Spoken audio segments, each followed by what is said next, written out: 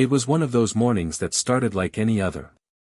The sun was barely up, the city streets still held the quiet of a world half awake. I was checking into my own hotel. Sounds strange, right? But I often do that, go undercover, pretending to be a regular guest just to see how things are running. That day, as I approached the front desk, I saw her. A young woman, probably in her mid-20s, with short, blonde hair and a sharp, no-nonsense look about her. She was focused on the computer screen, tapping away, seemingly oblivious to the world around her. I walked up, put on a casual smile, and greeted her. "Good morning," I said, my voice steady but friendly. She glanced up, but for just a split second. Yeah, can I help you?" she said, clearly distracted. Her tone wasn't unfriendly, but it lacked the warmth I expected from the staff of my own hotel. "Just checking in," I replied. "Reservation under the name Miller." "Right," she muttered, still not looking up, clearly irritated by the interruption. She punched a few keys on the keyboard, her face starting to scrunch in concentration. Then, without so much as a glance, she handed me the keycard. "Here. Room 305. Hope you enjoy your stay," she said, barely hiding the annoyance in her voice. I could feel a chill as I took the keycard from her, but I didn't let it show. Something about her attitude was off, but I brushed it off as just a bad morning. I headed towards the elevators, my thoughts racing. Little did she know, that simple exchange was about to change everything for her. I made my way up to room 305, still mulling over the encounter with the receptionist. It wasn't just the lack of politeness, it was her dismissiveness, like she didn't think I mattered enough to even put in a little effort. I didn't know why, but I couldn't shake the feeling that something wasn't quite right. When I entered the room, I settled in. The view from the window was perfect, just what I wanted, a peaceful retreat away from the chaos of city life. I began unpacking, but my mind kept drifting back to the front desk. Why had she been so cold? It bothered me more than it should have. Then, a sudden thought hit me. This was my hotel. I owned this place. I had a whole team of managers, and this woman was part of that team. I was the one who signed the checks, who had put in the long hours to build this brand, and yet she hadn't even given me the respect of a decent greeting. Something had to be done about it. But I wasn't going to confront her directly. No, I wanted her to understand the situation in her own time, make her realize the mistake she'd made without me needing to say a word. So, I stayed in the room for a while longer, letting the minutes tick by. Then, I decided to go down to the lobby again, this time with a little more intention. I walked past the receptionist's desk, as if I were just another guest, but this time I wasn't in a hurry. I stopped, stood there for a moment, and watched as she continued to ignore me. Finally, she looked up. "Can I help you with something else?" she asked, almost snidely. I smiled, but this time it was different. It wasn't the smile of a guest who was looking for answers, it was the smile of a man who had seen enough. I reached into my jacket pocket, pulled out my business card, and slid it across the counter. "Actually," I said, leaning in slightly, "I'm the owner of this hotel. I'm sure you've heard of me." Her eyes flickered, the surprise hitting her almost immediately. She didn't say anything at first, just stared at the card, the color draining from her face. I could see the wheels turning in her mind, but I wasn't in a rush. "Didn't think you recognized me," I added, my voice calm but deliberate. Her response was slow, almost hesitant. I didn't know," she stammered, now visibly uncomfortable. I nodded, accepting her apology without needing to hear it. "Well," I said, straightening up, "now you do." And with that, I turned and walked back to the elevator, letting the weight of the moment sink in. I could hear her fumbling behind me, probably trying to get her bearings, but I didn't care. This was the beginning of her lesson. The rest of the day passed in a blur. I stayed in my room, keeping to myself, but I could feel the subtle tension in the air every time I passed the front desk. The receptionist's attitude had completely shifted. She was no longer dismissive, in fact, she was overly polite, almost to the point of being uncomfortable. I knew she was trying to make up for her mistake, but it was too late for that. I wasn't looking for an apology. I wasn't even sure if she fully understood the depth of her error. This wasn't about one encounter, it was about how she saw herself in relation to others.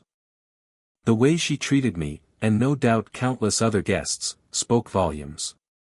Later that evening, I decided to pay a surprise visit to the staff meeting, something I rarely did. As the owner, I often kept my distance from the day-to-day operations, preferring to let the management team handle things. But today, I was curious to see how the receptionist would react when she realized I wasn't some distant figurehead. The room was filled with chatter as the team gathered, discussing the usual issues, bookings, guest complaints, and upcoming events. Everyone seemed to be in high spirits, but as I walked in, the room fell silent.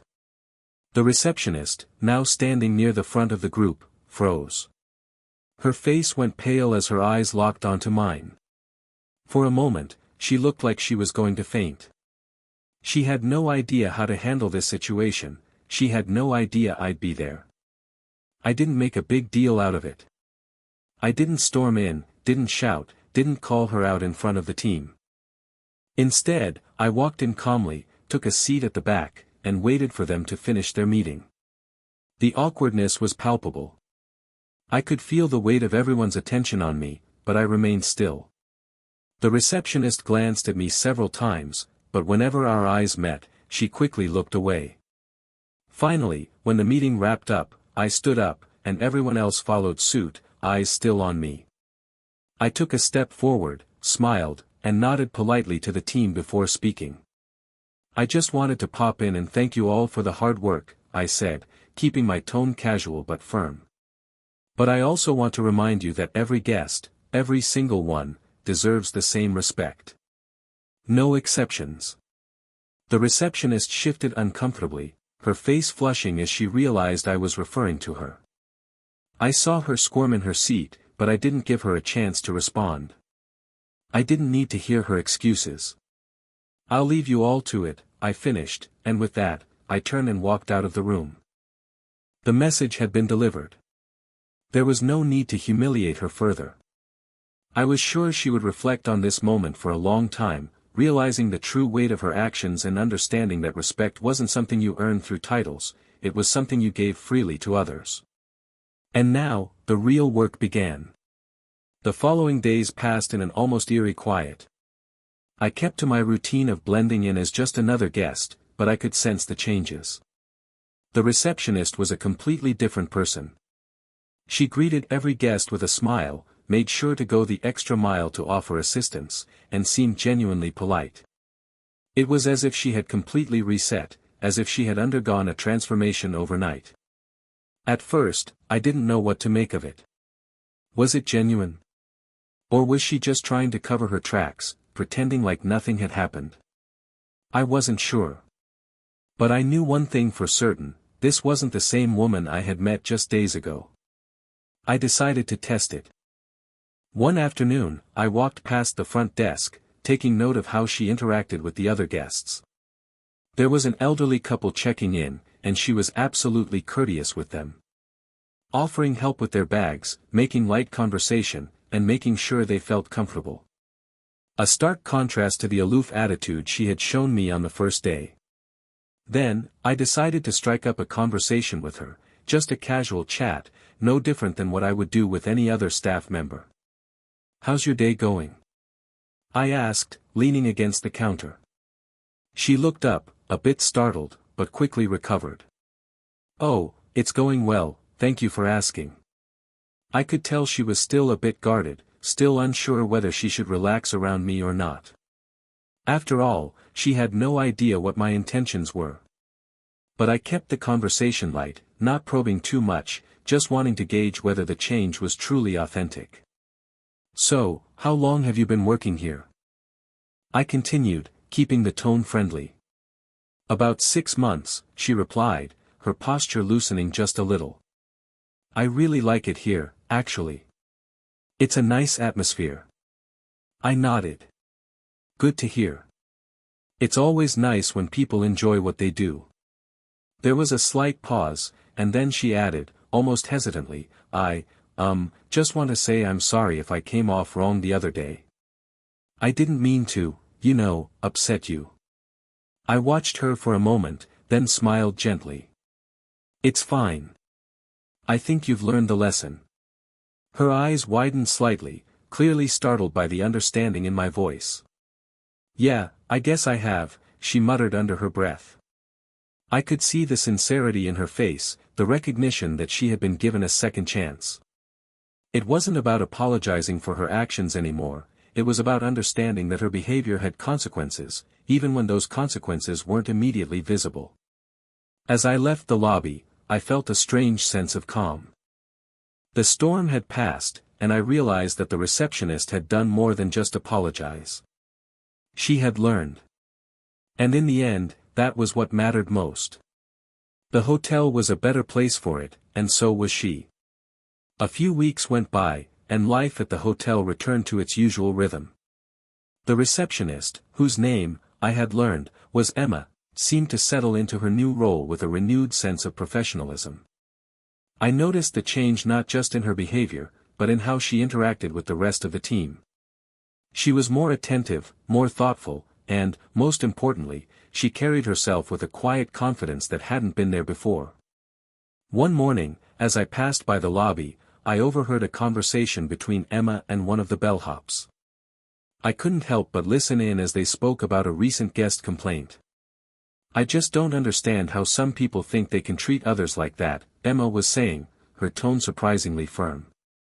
No one deserves to be talked down to, no matter who they are or what they do. It's like, they forget that respect is something everyone deserves. The bellhop chuckled. You've changed, haven't you? What happened? She paused, and for a brief moment, I saw a flicker of vulnerability in her eyes. I guess I had to learn it the hard way, she said, her voice quieter now. But I won't forget it. Not ever again. I stood there for a moment, hidden behind the column just outside the lobby, my heart swelling with a strange sense of pride. She had figured it out. Emma had internalized the lesson, and now, it was a part of who she was, genuine, unforced.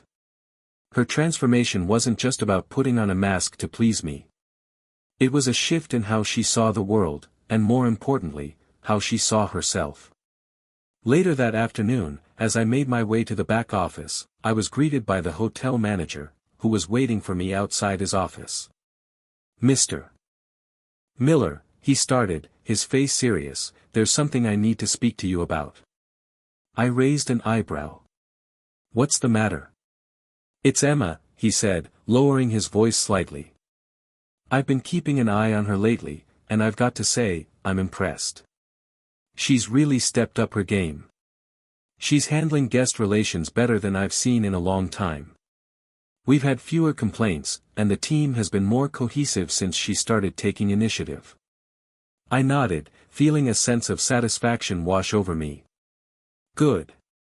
It's important that she realizes what it takes to be part of something bigger than herself.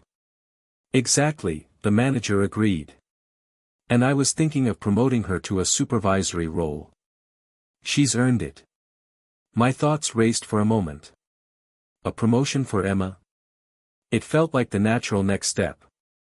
She had proven herself, no longer just a receptionist, but someone who understood the deeper values of customer service and leadership. She had learned the hard way, but now, she was capable of guiding others, of showing them the path that led to respect and mutual understanding. I smiled. Give her the promotion. She deserves it. And so, without any fanfare or grand announcements, Emma's transformation was complete. She had gone from being the employee who made a mistake, to the one who used that mistake to grow into a leader. A few weeks later, I overheard another conversation, this time between Emma and a new receptionist, who had just started training. The key to this job, Emma was saying, is respect. Not just for the guests, but for each other, and for yourself. If you've got that, everything else falls into place. I stood just outside the door, nodding to myself. In that moment, I knew that not only had Emma learned the lesson, but she was now teaching it to others. The cycle had completed. As for me, I didn't need any more acknowledgement or gratitude from her. Watching her grow was reward enough. Months passed, and the changes at the hotel continued to ripple out, quietly but steadily. Emma's leadership role evolved, and she quickly became one of the most respected staff members. Her calm demeanor and the way she handled difficult situations became a model for the other employees. What had started as a tense moment between a guest and a receptionist had turned into a cornerstone for the hotel's transformation. I often stayed in the background, observing the hotel's progress from the shadows, making sure everything ran smoothly.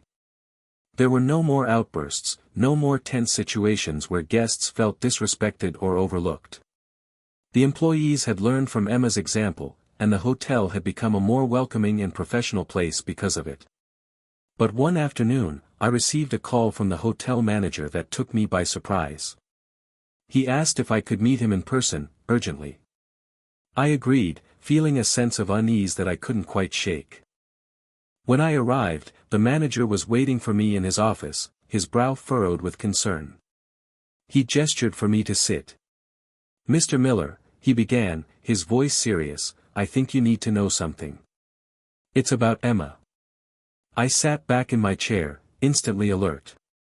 "What about her?" "Well," the manager hesitated, choosing his words carefully, "it seems she's been offered a job at a much larger hotel chain. They've noticed her leadership skills and are offering her a position with a significant salary increase and more responsibilities." A sharp pang of disappointment hit me. I had expected this moment, but I wasn't quite ready for it. Emma had become integral to the hotel's culture, and the thought of her leaving felt like losing something important. "Has she made a decision?" I asked, trying to mask my emotions. "Not yet," the manager replied. "But I wanted to bring it to you because, frankly, I think she deserves the opportunity. She's earned it, but I know she's grown attached to this place. I just wanted to make sure you knew." I sat there in silence for a moment, processing. I had always known Emma was capable of moving on to bigger things. She had proved herself to be an invaluable asset to the hotel, and her growth had been remarkable. But the idea of her leaving, of losing someone who had gone from making a simple mistake to being the heartbeat of the hotel, was harder than I expected. "Let her know she's earned it," I said quietly, my voice steady but tinged with a sense of finality. "If it's what's best for her, then I support it." The manager looked at me, surprised by my response. "You're not going to try to convince her to stay?" I shook my head. "No. Emma has her own path to follow now. And she's ready for it." The manager nodded, respecting my decision. "I'll let her know." "Thank you." That evening, I stayed at the hotel later than usual. I wanted to see Emma one last time before she made any final decisions. I found her in the lobby, talking to a guest, handling a situation with a professionalism that I couldn't help but admire. As she finished with the guest and turned to go back behind the desk, she spotted me. "Mr. Miller," she greeted me, her voice calm as always, though there was a slight nervousness in her posture. I was just about to head out for the night. I nodded. "Can we talk for a moment?" She hesitated but then followed me to a quiet corner of the lobby. "I heard about the offer you got," I began. "And I want you to know, I support your decision, whatever it may be. You've worked hard, and you've earned the opportunity. This hotel, well, it wouldn't be the same without you, but I know you're ready for the next step in your career." Emma looked down at her hands for a moment, as if gathering her thoughts. I don't know what to say. I've really enjoyed working here, and I've learned so much. You've taught me a lot, and I'm grateful for that. But I think it's time for me to move on. I think I'm ready." I nodded slowly, a sense of pride swelling in my chest. "You've become more than just a great employee, Emma. You've become someone who leads by example, someone who shows others the importance of respect and integrity. Whatever you do next, I know you'll do great things." She looked up, meeting my gaze with a grateful smile. Thank you.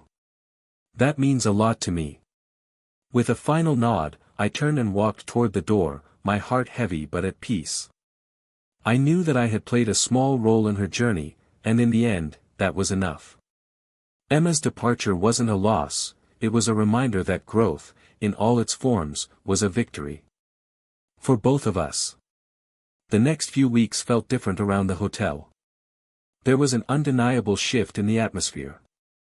Emma's absence left a subtle gap, one that couldn't easily be filled. Her replacement was competent, but it wasn't the same. Emma had set a standard that was hard to follow, not just in the way she handled guests but in how she treated her colleagues. She had been more than a receptionist, she had been a mentor, a leader in her own quiet way. As time passed, I found myself reflecting more on the decision I had made, letting Emma go to pursue her new opportunity. It wasn't easy, but it had been the right thing to do. She had earned it. One afternoon, just as I was about to leave the office, I received an unexpected email. It was from Emma. Subject: A thank you. The message was short but heartfelt. Mr. Miller, I wanted to take a moment to thank you again for everything you did for me. The opportunity at the new hotel has been incredible so far, and I've been able to take everything I learned from you and apply it. It's not just the job that I'm thankful for, but the lessons about respect, leadership, and humility. I hope one day I can return the favor. I'll always be grateful for what I've learned here. Best wishes to you and the team. Warmly, Emma. Reading her words, I felt a sense of satisfaction, knowing that the lessons she had learned at the hotel had shaped her in ways I hadn't anticipated. She was thriving in her new role, and it was clear she was applying everything she had absorbed to move forward in her career. But just as the finality of it all settled in, I was surprised by a phone call a few days later. Mr. Miller. A voice on the other end said. This is Emma. I hope I'm not catching you at a bad time. I smiled at the sound of her voice. Not at all. What's going on?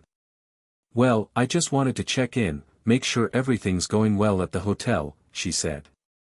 I heard from a few of the old staff members that you've made some exciting changes. I hope things are still running smoothly. I chuckled. We're getting by.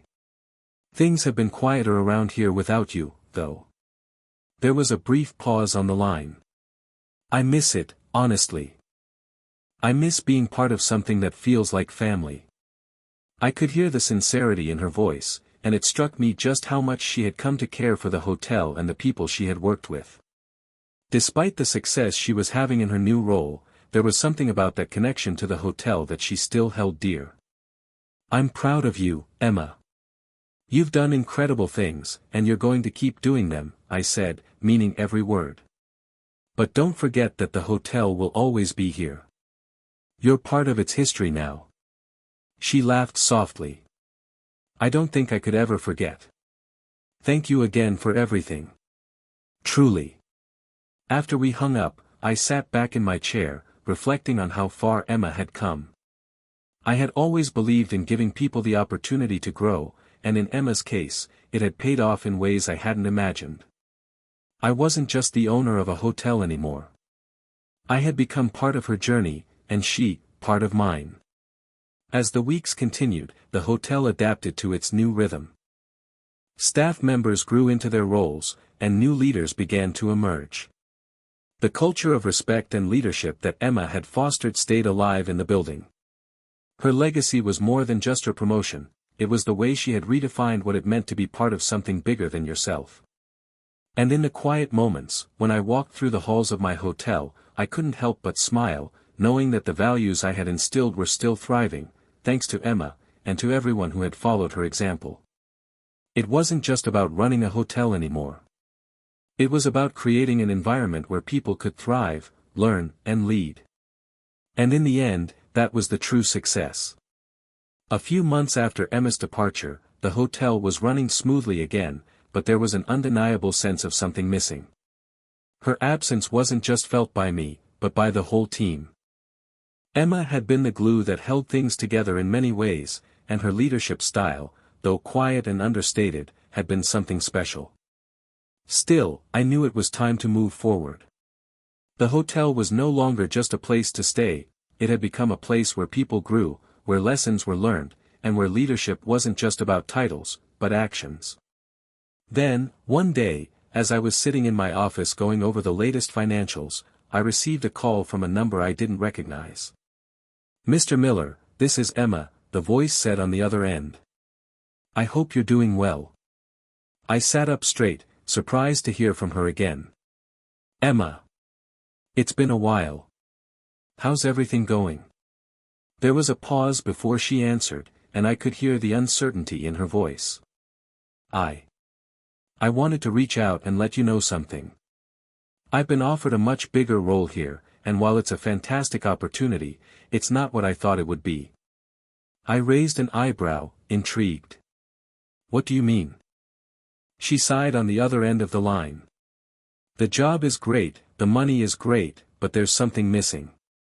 I didn't realize it before, but I miss the values that you taught me, the importance of respect, of seeing people for who they are, not just for their job title or salary. Here, it's all about the numbers, and I've lost the connection to what really matters." I was silent for a moment, absorbing what she said. In all the months since she left, I hadn't expected to hear these words from her. "Emma, you don't have to explain," I said finally, my voice steady. "I know exactly what you mean. It's easy to get caught up in the hustle, in the race for bigger numbers, bigger titles. But you've always known that real success comes from building something that lasts, something with meaning." She laughed softly, her voice carrying a mix of nostalgia and conviction. "I know. I think that's why I called you. I've realized that I want to be part of something like that again. And I've been thinking a lot about the hotel." I felt a flicker of hope. "Are you saying?" "I want to come back," she said, the words coming out a bit hesitantly but with certainty beneath them. "I want to bring that sense of purpose back to what I do. I miss the people, the culture, the way we work together. I want to help you build that again." For a split second, I couldn't help but smile. I had always known that Emma had something special in her, and hearing her realize that she wanted to return to what had shaped her was both a relief and a reminder of how important it was to create an environment where people could grow, together. "I would love that," I said without hesitation. "Come back whenever you're ready. There's always a place for you here." There was a long pause, and then Emma's voice softened. "Thank you. I didn't know how to say it, but I knew you'd understand." As we said our goodbyes and hung up the phone, I felt a sense of excitement build within me.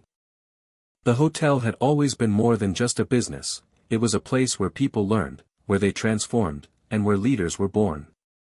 Emma wasn't just coming back to a job, she was returning to a family, a place where the lessons she had learned could be put to use, not just for her growth, but for the growth of others. I knew it wasn't going to be easy, nothing worth doing ever was. But with Emma returning, I felt that same spark of possibility reignite.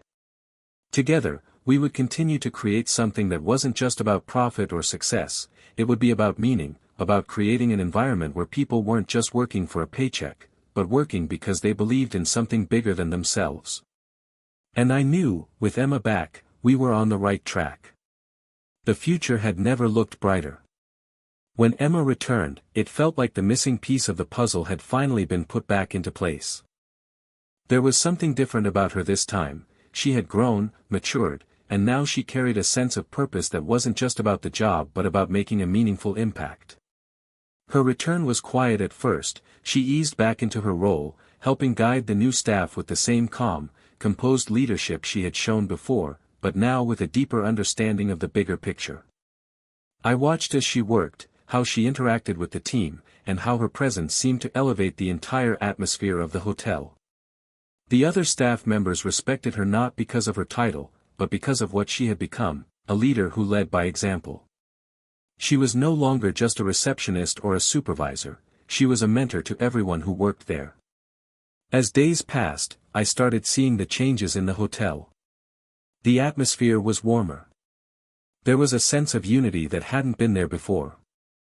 Emma had helped reignite the core values I had instilled, but now, those values weren't just mine, they were shared by everyone in the building. She had helped shape a culture where respect and collaboration were paramount, and it was starting to show. But I knew there was more work to be done. It wasn't enough to simply restore the old values, we had to build on them, make them evolve into something even more meaningful. Emma and I started working together, brainstorming new ways to engage with the guests, to improve the guest experience, and to create an environment where everyone, from staff to customers, felt valued. One evening, as we sat in my office, going over plans for upcoming events and improvements, Emma looked up from the notes in front of her. "Mr. Miller," she said, using the formal title we had both kept, despite the familiarity we now shared. "I've been thinking about something." I raised an eyebrow, intrigued. "What's that?" "I think it's time we take the next step," she said, her eyes lighting up with that familiar spark of determination. "I want to create a program that trains staff to be leaders in their own right. Not just to perform their jobs, but to really understand what it means to serve, to lead with purpose." I leaned back in my chair, processing what she was saying. It was exactly the kind of initiative the hotel needed, but it was also a big undertaking. "You're thinking of creating a leadership program?" "Yes," she replied, her confidence unwavering. "Something that focuses on personal growth, communication, and responsibility, not just the typical managerial stuff. We need to invest in the people here, to help them realize that they have the potential to do more, to be more, and that they're part of something bigger than themselves." I couldn't help but smile. This was exactly why I had brought Emma back. She had vision, and now, she had the experience to see that vision through. "I love the idea," I said. "Let's start planning it out. We'll make it a cornerstone of what this hotel stands for." We spent the next few weeks working on the program, putting together modules that would focus on personal development, teamwork, and leadership skills. It wasn't just about teaching the staff how to do their jobs, it was about teaching them how to thrive, to become leaders in their own right, to pass on the values Emma and I had learned over the years. As we began implementing the program, the change was immediate. Staff members started showing more initiative, taking pride in their work, and fostering a sense of community among themselves. The new training program wasn't just about following rules, it was about understanding the why behind what they did, and that made all the difference. One morning, as I was walking through the lobby, I overheard a conversation between two of the bellhops. One of them was talking about how much the program had changed his outlook on his role at the hotel. "I always thought this was just a job," he said, shaking his head.